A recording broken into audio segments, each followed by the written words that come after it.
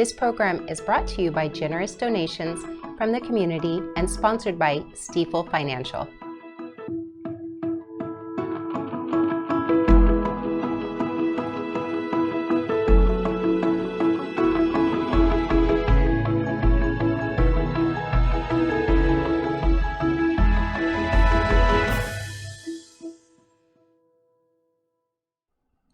Good evening. My name is Lynn Forbes, your host for tonight's edition of Nevada County Now. The Nevada County Board of Supervisors is preparing to discuss a possible ordinance that may allow alternative housing such as RVs on private property. A meeting is scheduled to review public input on Tuesday, May 27th from 5:30 to 7 p.m. The meeting will be held at the Rood Center, and the session will allow 1 hour for in-person public comment. During previous sessions on the use of tiny homes on wheels, many community residents who live in RVs expressed concerns that they could be evicted from their homes if the ordinance was not expanded to include all homes on wheels, including RVs. As a result, Nevada County Board staff will be looking for input relative to zoning compliance, parcel size, and additional requirements consistent with the needs of Nevada County residents. The May 27th meeting is the first of several opportunities for the public to give comments on the proposed ordinance. If you would prefer to provide a written comment, please email Principal Planner Tyler Barrington at tyler.barrington@nevadacountyca.gov. To learn more or to sign up for future emails about the Alternative Housing Work Plan, visit the Nevada County Government website. This session will also be live streamed, and the link will be available in the description as well. Don't go away. We will take a short sponsor break and be right back. Thank you to Stifel Financial, proudly helping individuals pursue financial goals, businesses and organizations raise and protect capital, and communities offer higher quality of life. To learn more, visit www.stifel.com.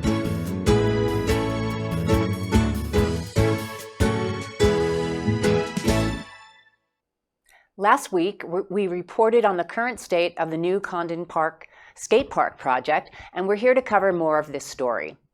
At the conclusion of the April 28th meeting, the Grass Valley City Council agreed to postpone design approval for 1 week in order to consider potential design changes under the mandate that design changes could not impact the total cost of the project nor delay its scheduled completion date.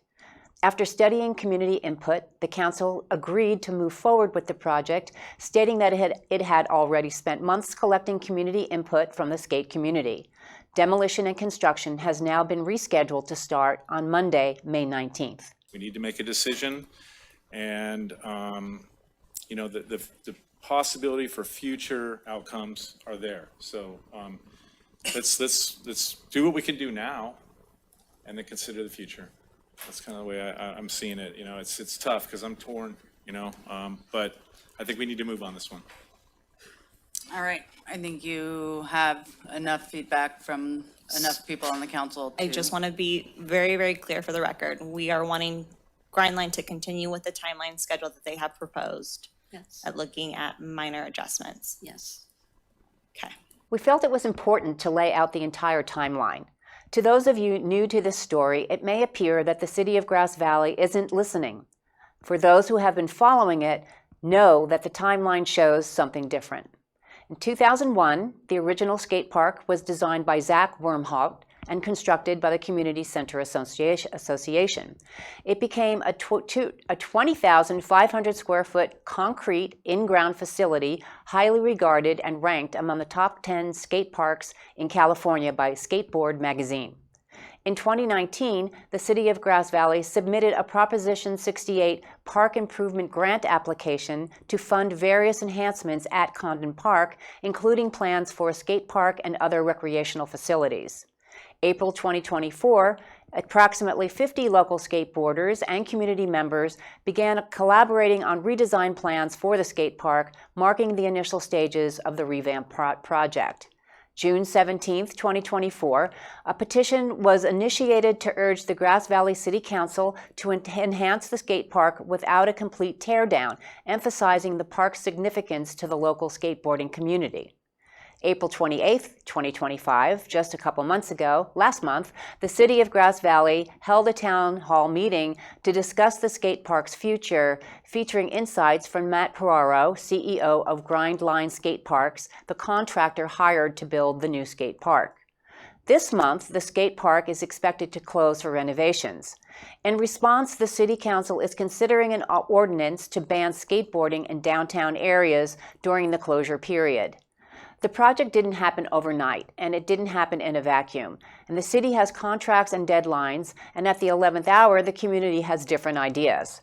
We're going to take a short commercial break. Don't go away. We have more to come with this story. In Nevada County, we believe in the power of education to transform lives. Whether you're a student, parent, or educator, the Nevada County Superintendent of Schools is here to support you every step of the way. From innovative programs to strong community partnerships, we are dedicated to empowering the next generation. Together, we're building a brighter future with quality education for all. Nevada County Superintendent of Schools, empowering education, strengthening communities. Let's make every student success our priority. Learn more today at ncsos.org. The Grass Valley Skate Park Coalition represents a significant portion of the skate park community who support a dual park approach, building a new Grindline skate park while simultaneously repairing and preserving the existing skate park. The GVSC has urged the City Council of Grass Valley and Grindline to halt the proposed May 19th demolition of the existing skate park on behalf of more than 1,600 signatures collected from 2 petitions. Here in the studio, we have Eric Gorman, Media and PR Director, a resident of Grass Valley, known for his active involvement in local community matters, particularly those related to the skateboarding community and public recreational spaces. Hi, Eric, welcome. Hi, Lynn. Thank you so much for having me. It's good to have you because this is a pretty confusing story. If you haven't been following it every step of the way, it seems very convoluted. So let's get to the guts. You sent out a press release just a couple days ago, I believe. That's correct. Urging the City Council, excuse me, to halt the demolition that's scheduled for Monday. Yes, indeed. And urging your proposal that the existing skate park remain while the second skate park, the new skate park, is being constructed. Do I have that right? Yes, you do. Okay. And so last week, the City Council decided not to halt the demolition and to go ahead. And as I understand it, you correct me if I'm wrong, with the understanding that there had been over a year, there had been months and months of collecting information and input from the community. It was too late. There's contractors that need to be paid. There's money that's already been put out. All the logistics that you know, but maybe our audience doesn't, that there was a lot of pressure on a lot of different levels to continue with the plan. Do I have that right? Do I have that part right? Yeah. The plan seems like it's destined to be underway, but on the meeting on the 28th, it seemed as though the City Council saw the validity in our interest in pursuing that dual park proposition. And it looks as though we could have had 2 skate parks all along if prevailing voices hadn't kind of bulldozed everybody who disagreed with them. So this dual skate park proposal did not come out of the blue. It has been proposed by skateboarding community from the beginning or for months. Yeah. Okay. I was at very early meetings, even before the public and the city were involved, and I was suggesting that from square one, that we build an entirely new park with the grant funding. We were given $1.5 million in grants to build skate parks, and instead we're spending a portion of that money to demolish an existing skate park and build a smaller skate park in its place. That will be the only skate park then if this plan goes ahead as proposed by the City Council or agreed to, then this will be a smaller skate park in the current skate park location. Correct. Okay. Whew. All right. So I also understand that let's get back to that. But I also understand that while this demolition and new project is being constructed, there is a parking lot that the City Council has put aside in the park as a temporary place for skaters to go, skateboarders to go while the construction's happening. Yes, they did buy some prefabricated ramps as a small space to allow skateboarders to still participate in the activity. It's just in lieu of the existing park, seems like a very small consideration. Okay, so tell me where you're coming from as far as the proposal and what the timing infers for the success of your proposal at this late date. Well, there's a city council meeting tonight at 6 p.m. where that is on the agenda, the skate park topic itself. We're hoping to convince the city council to change direction, and we're hoping that Grindline can find it possible to delay their construction project. We believe that it would be optimal to build the skate park about 30 feet from the existing skate park adjacent to it with those resources, and then connect those two in the future with future grant funding possibilities to make a global destination skate park, which is what the city said that they wanted to begin with. Okay, so can you help me understand, to your way of looking at this controversy, you've been urging and proposing the dual skate park solution almost from the beginning. Correct. And why now is it? Why didn't you really throw a hissy fit and and do everything you could have done before this late date to really turn the tide? Prevailing voices with strong heads and unwavering personal beliefs in the matter. I think those individuals were a little anxious and a little scared that we wouldn't be able to accomplish the dual skate park idea. And ultimately, they kind of were inflexible in a way where we just kind of felt like our voices weren't being heard, and we backed away because we were tired of screaming at a wall. Okay. And at this point, now that we have the city council's understanding that there was a more optimal solution that was possible, we genuinely believe that we should continue to fight for it, regardless of what other people felt was best. So this is a Hail Mary. It is, absolutely. Okay, got it. What's your feeling about either a compromise or complete, understanding capitulation to what you want? What do you think? What do you see ahead? I think that the compromise of just moving the skate park that 30 feet adjacent to the park is a fairly manageable goal that makes everybody happy, because we get the exact layout and design of the new park, and we get to keep the old park, which is the most utilized facility in all of Condon, and it's beloved. And while the city thinks that there's some really significant damage, we've been skating there every day without being bothered by that damage, because it's still something that we enjoy. Is the assessment based on a contractor's input about the safety of is the city council worried about the safety of the current park? They just don't seem to think that the repairs to what needs to be fixed are super easy to navigate, but we have other concrete workers who have gone and investigated and said that it would be pretty reasonably easy to do those repairs without demolishing the existing park.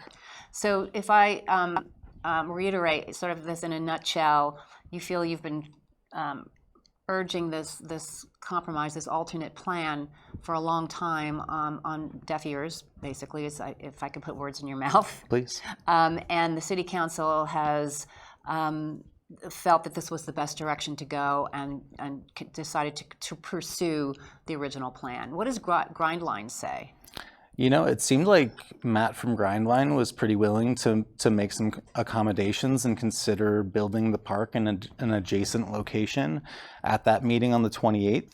I'm not sure where he stands right now, but I think that it's in the public best interest to appeal to his sense of community and humanity, that we genuinely deserve that new park, but we don't believe that we deserve to lose the existing park.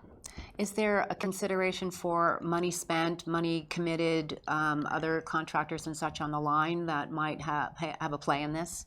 I think it's unfortunate that prevailing voices weren't willing to compromise sooner, because it is a travesty that we've already squandered some resources towards the current goal. I just don't believe that current goal is economically responsible based on the resources that we have and what we could have gotten out of them if we had been a little bit more intentional with them. Okay. I'm guessing that there could be a concern that under current administration, federal administration mandates and such, that the grant could be frozen. Yeah, and that's not something that we want. We're not trying to push so hard that we lose that grant funding. We understand the value of that grant funding and what a new skate park will bring to the community. We're just afraid of demolishing existing facilities when we have the money to just build a brand new one. And with the money it would take for demolition, we could add additional square footage to the new skate park. Okay, let's take a little turn here and take just a few minutes for you to explain to our audience about the skateboarding community here in Nevada County. It's a pretty special group of people, isn't it? It is. It's really incredible. The Gold Country skateboarding is kind of world renowned. You know, John Cardiel, Chris Sen, and many others have come out of this community, and you know, are these national stars, skateboarding stars? Yeah, I don't know their names. I'm ashamed to say. Those are professional skateboarders Okay. who are considered local legends and skateboarding legends in general. Yeah. How's the female contingent of the skateboarding community here? You know, it's growing, and it's becoming more comfortable every day at the skate park for young women and people of every diverse background that you can think of. Yeah. Yeah. Well, I'm going to come out and watch. You know, I've never been out there to I don't think I'll get on a skateboard, but I would like to come out and see you do it, and others. Yeah, we would love to have you anytime. All right. Well, good luck. I hope this comes to a place where both parties are happy with the conclusion, even if it's not exactly what both parties want. I'm hoping that it's best for the community.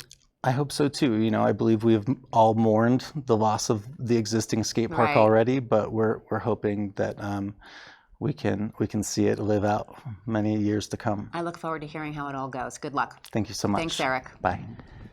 Well, folks, thank you for watching this edition of Nevada County Now. If you would like to help contribute or write stories, appear on a show, or even become a host, please check out the details on our website at nevadacountymedia.org/NCN. This program is local news and information brought to you by locals. Remember to stay safe, take care of each other, and get out there and explore all this community has to offer. Good night.